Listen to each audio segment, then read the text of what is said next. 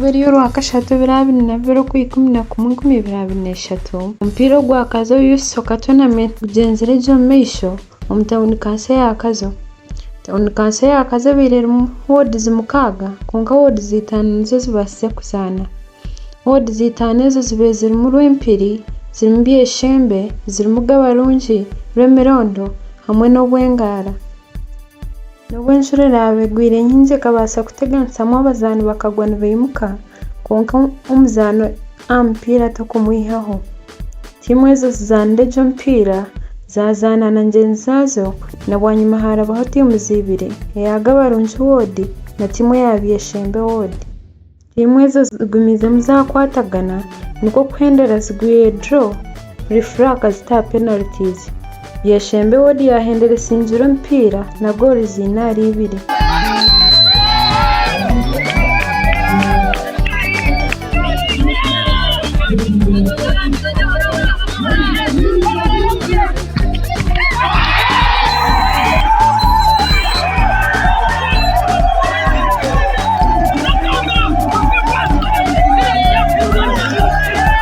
Gugurengura abebembezi bakazo kandi nabwanyuma babase kutungaho kuganira n'abanyamakuru baitu. Gambeho Dr. Warren Amanya orikujwekera Honorable Jennifer Muhesi osimira abazaani b'omupiira akasima Honorable Jennifer Muhesi abo kintu kyakukorera abanyakazo kandi yayongera n'okusiima abatebekanisa omupiira ogwo atiine bugarukiro. Amazina ganje ninye Dr. Warren Amanya kandi hona omuhagizi wa Honorable Jennifer Muhesi omukyara kuzwekera abakyara ba Kazo District Mishenye Bihanga Youth Desk mu office ya Honorable Jennifer Muhesi kandi hona na Honorable Jennifer Muhesi organizing tournament ya Honorable Jennifer Muhesi Kazo Youth Cup yatandikire buri 8 y'okwezi oku eri kuza kutambura mu magombori 10 aga district ya Kazo. Yatandikire buri 8 yatandikira Champangara sub county twagiye twaza Buremba twashuma twazo mu ngari tugire twaza Kanoni twarga tukazo town council kandi hona tournament n'egendo misho next 2 days from now ya Mkoma sub county tugumizemu tutyo okusebero abena yo ku 12 oto tuzana finals za tournament ejenzireje munonga habere mu zubona bana bazandeje. It's more of a friendly kind of tournament and the youth really are appreciating. It's evident wherever we have come from. We need to ngire inagamba bashemereirwe kandi aba exercise no kumanyana really. There is a lot of team spirit abana bamanyana and they are still enjoying it. So Honorable Jennifer Muhesi abo kuteretera this particular sport football kandi koko yaturaganise ngajaguma na to supporting especially imyeto omukugeza promotinga ibyemizano. We really appreciate kandi shama mukama mwamutongere ku blessinga ngashamuhereze emishenyijo myaka enkwijana ndijo abina agire imyeto mu district ya Kazo icyo tugume tumsima kugira ngo abana bakapromotinga talents zabo nyesya kigire cyaba yabo ya babali. Within Justus Mugarra meya wa town kansi y'akazo nawe aherekera kusiima Honorable Jennifer Muhesi osponsorinjire omupiira ogu yasiima na journalists ningasha abanyamakuru babiri bariho omupiira ogu kandi yasiima n'abasinga omupiira yabajangu bongeremu amaani ngo abo kuba na team ze za sub counties ezindi nazo zina amaani mengi. Justus Mugarra Kimbura meya Kazo Town Council inkaro mucyo kusima Honorable Jennifer Muhesi muzoberi bizatwageraho umupira hagati ya World Competition izaba World Mukaga Kazo Town Council ne kuba World Mukaga twageraho competition izo mpira kandi kupreparingiwe Honorable Jennifer Muhesi bani msima munonga kuba ahaha twageraho umupira wo guteka kandi abana bazana munonga batandika ku gashayishatu shahezwe turi mu shayi kumwe muri cheka kandi agiye kurebera umupira bw'ibintu by'igiteke mu dakikezi ahenda kugambira umupira ineho w'imirondo semifinals na gabarundi tuzo ziri mu cyahenyi konka bitari umuco kongera gusima participators bona aba bazatawuna kanso mpanishezo baza presentinga zona z'utugenda zana kandi umupira gwito amazima gwabo gusinge tawa mu ntaro zona yaba friend match abana bagenda bazanage munonga konka ni umuco kwebaza impizibiti honorable Jennifer Muhesi honorable Dan Kimosho nawe Muhesi yapopera ngompira konkana Kimosho ine bijye byatumurire nawe tumusima munonga kuba enda kugambira amazima umutwe zotawuna kansupine chance nari kanyi twarze hamwe mwako dere ubwembezo ku district kuba abembeza barumbona yo ni ndeba byomwe ari nakuromo bwo kuritirira position yaro for example ito mutawuna kanso ni mwite genti tukora bisho kumukimanya kandi kozwe ni mingi gibagambire nyakazo kandi na member parliament bill biri bingi ni challenge katano reba turi mu cyara y'amana munonga kunka kandi nubwo mukwezi ko kubanza ni challenge z'intiro zigendana n'ibindi kunka twatanisize hamwe ni Town Council na district yo na chairman wa C5 na kawo n'abandi bona katimu tukora ze team ni muri yakorwa kandi ndege munonga ka district y'akazi impumuro z'abanyakazo ashaheji n'abantu abaryahabona kuba ni muri leta z'umbiro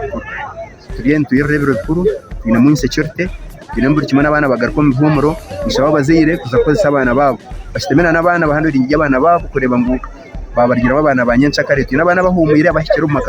makaga bazire abandi bari baza kuhumura we nimbashaba barebera abana babo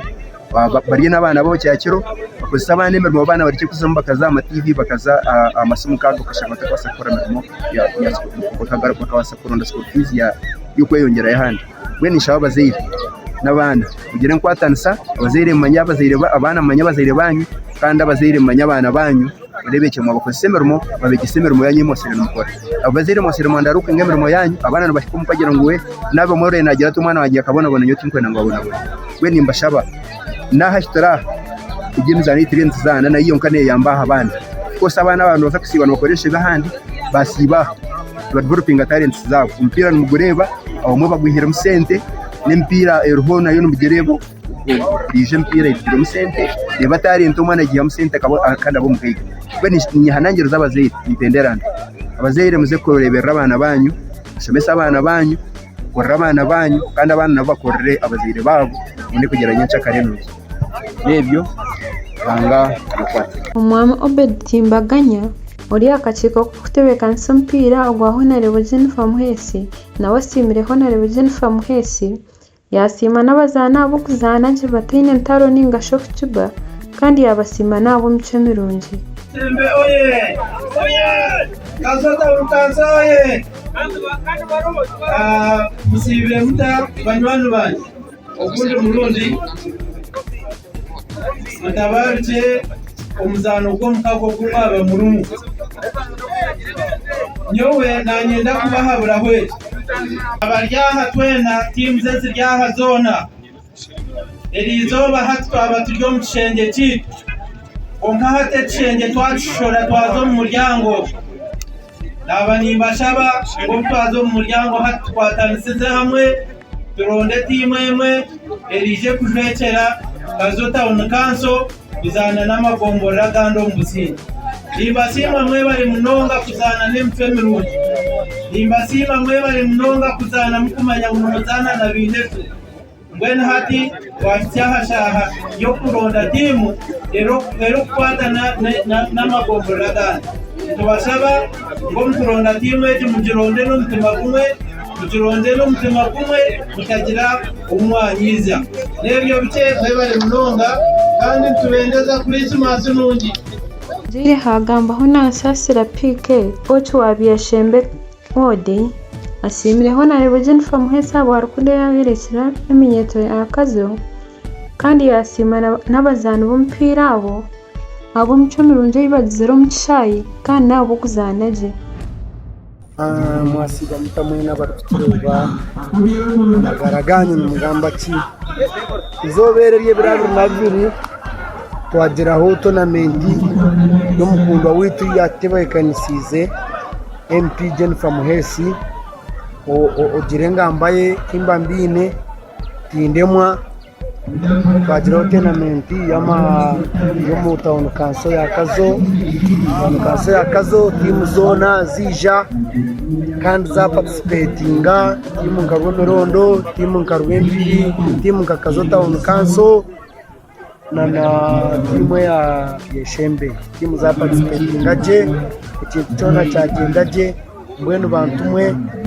musime Jennifer Muhesi ikindi cyatukorire kuturundana n'imyeto akatuha umupira wo gwateriro kandi ikitekateka abantu mwena ebiro 22 byo 12 ahantu ho haruho kiba kwita Kasavu Kanyama bira ereberoho eyamagombora gona agomora Kazo agar mu Rwemukoma agar mu Bunga agar mu Ngari agar mu Kanoni na Kazo sub county na Kazo town council biraba biryaha abageni bakuru baraba bari abantu bamani mwe n'abantu mwena mwije murebe ikintu cya Jennifer Muhesi korayo amazina ni Nasasira Drico ninga PK coach wa Yeshembe kandi gwenetera kahuha umwami Cyankonya Geoffrey youth councilor wa Kazo town council nawe yeshero kushemerwa abazane yasima naho narebo Jennifer abo ikintu cyakoreye imenyeto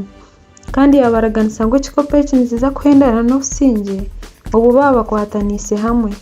amazina nubanyita Cyankonya Geoffrey youth councilor Kazo town council Chukwa kanza nachonka ya organizing committee yo kuteka kikopechi cha Honorable Jennifer Muhesi so far kwa mugombora sub county ya Katano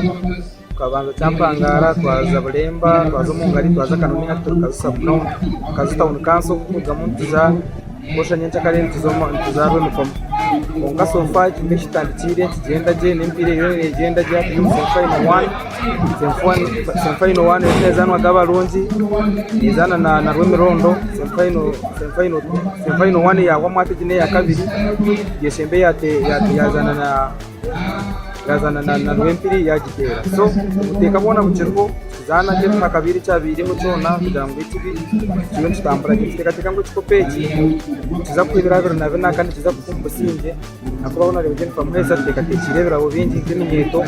na project test twenda gukora so cyo mwamani organizing committee dore kintu kitambara je shabana abantu bona n'abanyakazo batureza amandi ngo kikopechi cyo